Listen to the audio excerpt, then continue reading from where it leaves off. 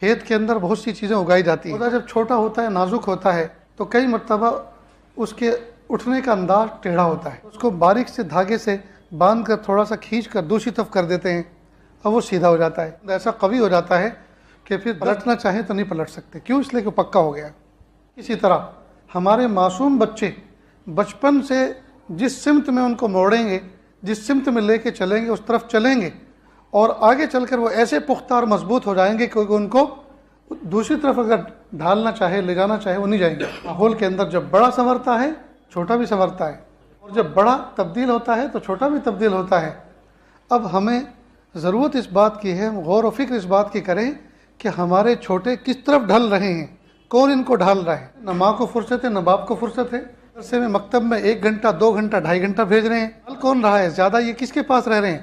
زیادہ یہ اسکول، عصری تعلیم میں رہ رہے ہیں. جس کے پاس زیادہ رہیں گے